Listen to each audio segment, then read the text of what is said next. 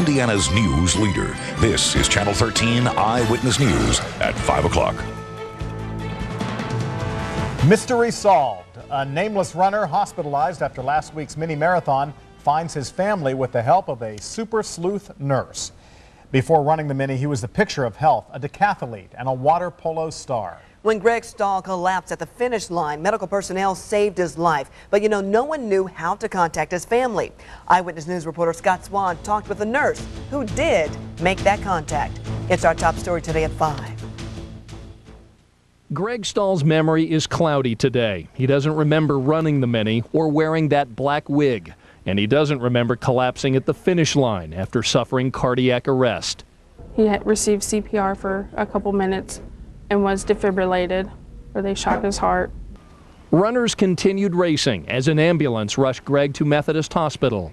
Since Greg didn't fill out the emergency information on the back of his racing bib, doctors didn't know who to contact.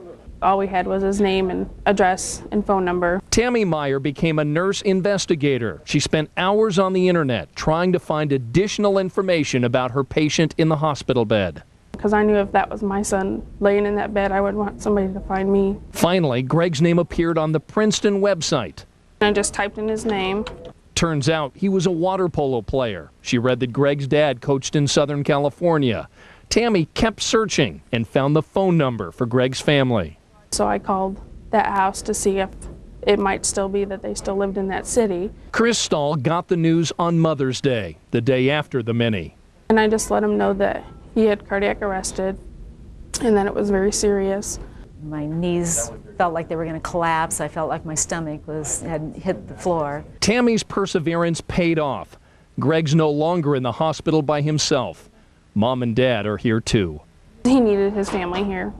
He needed somebody with him when he did wake up. Your whole world. Without you, you'd probably still be home waiting for Mother. No, we would have found you by now. I feel that I have been given the gift of my son for a second time, and I am just full of gratitude that we have him with us. Doctors ran tests on Greg, but they don't know yet why he suffered cardiac arrest. Friday, they'll insert a defibrillator underneath his collarbone, so if it happens again, that device will shock his heart. And Greg's mom told me that he wants to encourage runners in next year's mini to look on the back of their bib and fill out the emergency information on the back of their race bib, just in case it happens to you. But that's a good idea, because being healthy and being being fit and being healthy are two different things. That's true. And this is a guy who is obviously in shape. When is he going to get out of the hospital? Hopefully this weekend. He's 26 years old, and he looks as though he's improving. Doctors could release him on Saturday. All right. Well, that's an interesting story. Thank you, Scott. You bet.